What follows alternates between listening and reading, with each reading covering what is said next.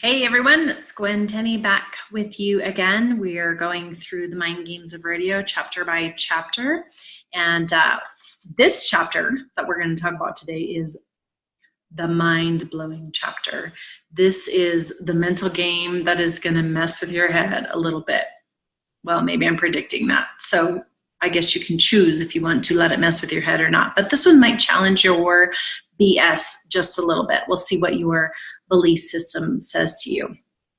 All right, so remember, if you haven't done, this is chapter 7 that we're on today, and if you haven't gone through chapters 1 through 6, I totally recommend that you would find them, go back to them, and start there. Otherwise, some of the things that I talk about here, we've already gone over, and it'll be a little confusing to you. But this is the fix-it fallacy. We just really want to fix everything, especially guys. Guys just really want to fix things. It's kind of their nature. It's kind of, girls will go to guys and tell them, oh, I have all these problems. And they don't really want them to give them a solution. They just want to tell them about their problems and just let them listen. But the guys are like, oh, well, just do this, this, and this, and you'll be fine. And the girl's like, I don't want you to tell me that. Anyway, I'm sure that you've all been through that. And so today, we're talking about rodeo, so we're going to talk about the fix-it fallacy in rodeo. And I'm going through the book and reading a few things at a time. I'm actually reading the whole chapter, but I'm commenting on it as we go through. Hang on to your hat here. This chapter will probably give some of you a very uneasy feeling when I say, ready? The best way to fix a problem is to ignore it. Oh my gosh, is it freaking you out already? All right, let's go through. I know this concept goes against everything you have ever been taught and understand to be true about any kind of competition or truly in life. You have probably spent many hours studying videos of bad runs or rides, looking for every detail of what went wrong and how to fix it. Your parents, coaches, friends have all been so well-meaning as to help you by pointing out exactly what was wrong and how to fix it. Delete the videos. Plug your ears. Don't listen to them. I have coached many athletes in the mental game and business. Without fail, the client that heeds my advice, when they heed my advice, they have these phenomenal outcomes by ignoring what needs to be fixed. Now, think about what you've learned about how the mind works so far. Ideas come in. You decide whether you're going to accept or reject them. If you accept them and add emotion and feeling to them, it becomes your BS. It becomes your belief system. It becomes your program, your paradigm. It's the thing that is controlling you, but you get to control it. So it's controlling you as in your body, your physical actions. All right, remember that. You know that what you think about and give belief to or energy to is what your results will be. That's what they'll be, because your body has no choice. It must respond to the program that is written in your subconscious mind. If you know that thoughts become results or thoughts become things, why in the world would you want to saturate your thoughts with all the bad results you have been getting? Seriously, why do you want to add all that guck in there? Why do you want to let the little green globs of yucky stuff hang out in there? They'll take over. If you focus on all of those negative things, you are only going to get more of the same. That's what happens. You focus on negative, you get more negative. Because remember, negative and positive cannot live in the same space. One will take over, but you get to choose which one is going to take over. If you focus on the negative, you will get more of the same, more of the bad while forgetting the good. Remember the picture of the winner's circle? It doesn't involve bad runs. The definition of insanity is to keep repeating the same things over and over again and expecting different results. Why would you keep repeating in your mind the bad things over and over and over again and focusing on them and creating them and recreating them and drawing the picture over and over and over again? Why would you do that and expect to get different results? That's not how your mind works.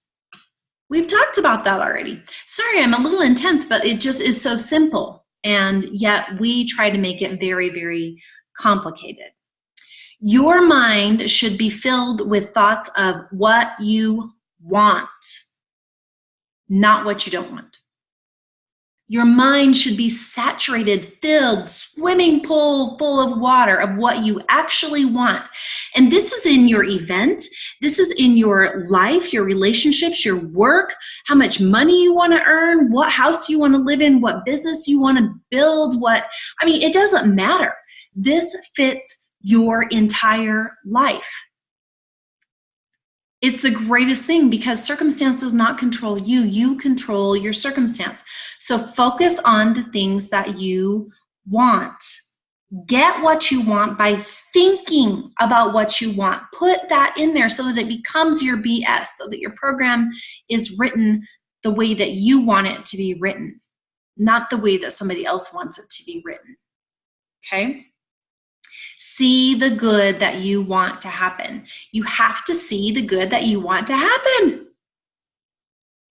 then it happens. Okay.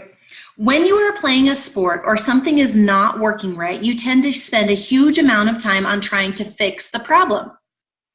Like 99%. In that scenario, what are you focused on? You are focused on the bad or the things going wrong in your world of athletics. You fill your conscious mind with negative. It travels down here to the subconscious mind, and that translates or transmutes or changes into action. So when you're on the court or in the arena, your mind automatically goes to the problem areas of your game, and you end up repeating the behavior you are trying to fix. I was talking to a girl who was pole bending one time, and I watched her run first. And at the second pole, she said, I watched, and she hit the pole. So when she came up to the stands, talked to me later, she said, "Oh, my horse always does that thing." I said, "You made your horse do that. You didn't even know that. You literally made your horse do that because that's what was in your head. You decided already that your horse was going to hit that second pole because maybe you thought about something or you've been going over it in the films and you're really just focused on that. You actually made it happen because that's what your mind was saturated with, and what is your belief system is what is going to happen." I know I'm repeating myself, but that's how you're learning things. Okay. Our world tells us that we have to focus on all the negative to try to find a solution for it. But what we know when we study the mind is that focusing on past negative results gets us more negative results. My husband grew up in the arena working with horses and roping. Still there. He spent many days analyzing every angle of roping, every angle. He knew every wrong move that could be made and how to fix it. When he realized how powerful the mind was, he started to change his vision and focus on the positive aspects of his run or what he did right instead. As he started to change his own program, it became increasingly easier to catch the steers because his mind was literally programmed to just do that, to just catch. He thought about catching instead of missing. This is just one story. I already told you about the 9-year-old client who decided to run to tie goats at the 11-second range. He did all that. There are more stories. I have a story of a high school age girl who was breakaway roping, and she had not caught in about a year. And we went through this. This was after I talked to her maybe twice, maybe one time. I don't remember exactly.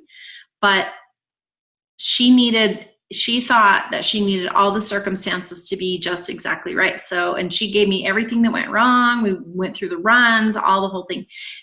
I said, just do this. Just try it one time. I mean, what do you got to lose? You haven't caught. So try it one time. She did what I prescribed. She did what I told her to do. And she caught the calf. But here's the amazing part about this is that not only did she catch her calf, but this calf like ducked left and went way out of where it was supposed to go. But in her mind, she didn't care because her program was, I'm going to catch that calf. And danged if she didn't, she caught him. So exciting. So exciting. Okay. So I mean, I have experience with this in all ages in all different levels of this business world, all kinds of things. So I have another graphic here, but it's very tiny. I'm going to show it to you though. This illustrates the same thing. So it says, oops, let me get it over here. You have the belief, I can't win.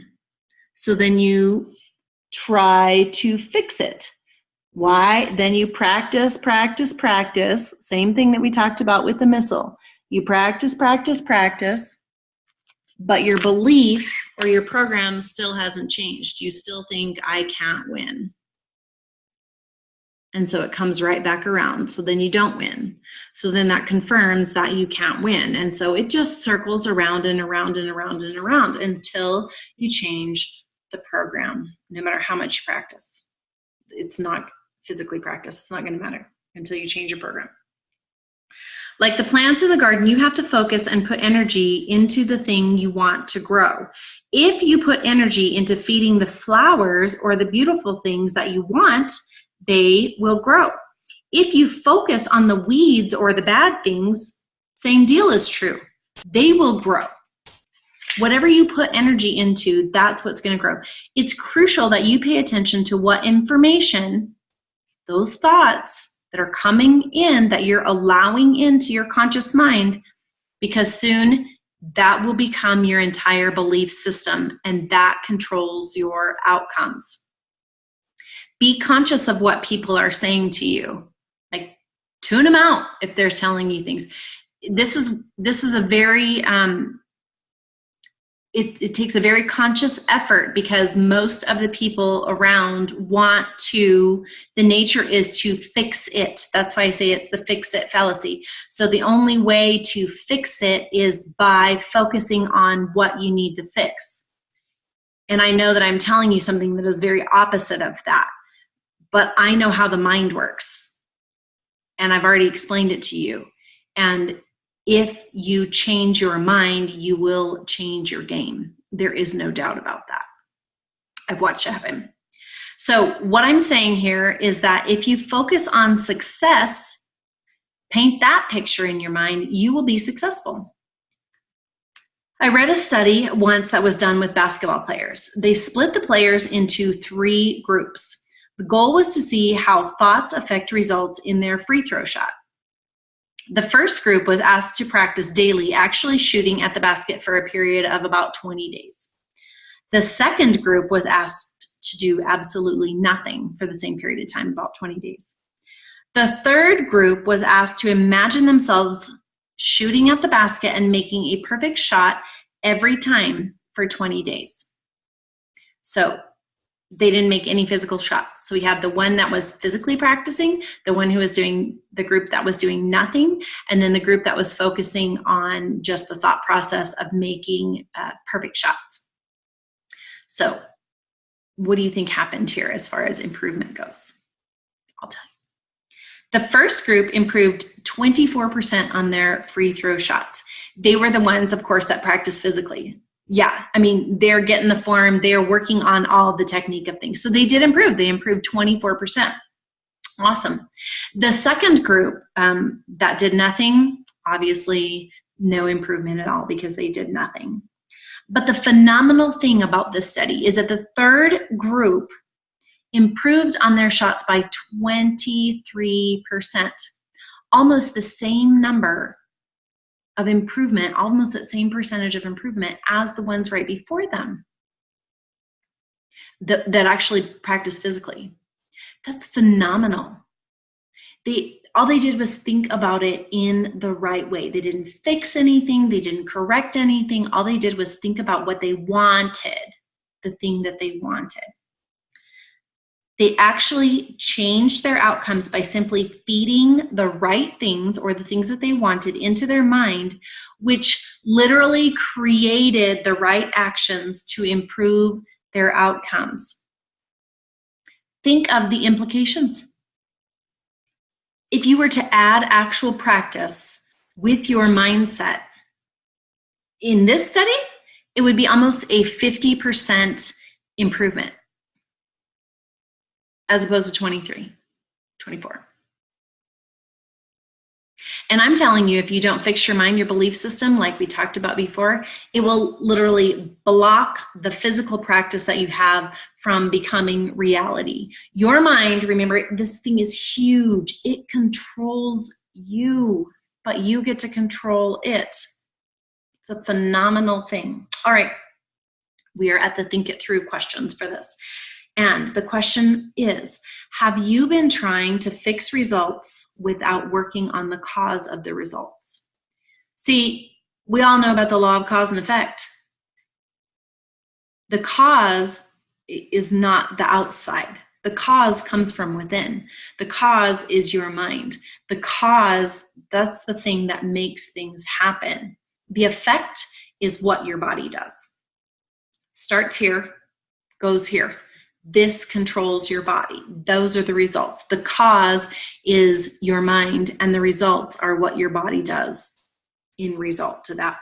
So, in your mind, what results need to be fixed, quote unquote, and how can you fix them by ignoring them? What could be your process for that? If you know that the mind is the thing that's controlling everything, then how can you fix? I know I told you this was mind-blowing. You want me to ignore the things that are not working well? Yeah. Now, if you've never ever learned that skill, if you've never mastered it at all, then yeah, you need to practice the skill of it. But when you practice, you don't practice the things that are going wrong. You keep going toward the thing that you want. How do I want this to happen? Okay, this is a skill I'm learning to get to the place that I want, not I really need to, I need to do certain things. I need to undo certain things, whatever. You know your game. You know your event.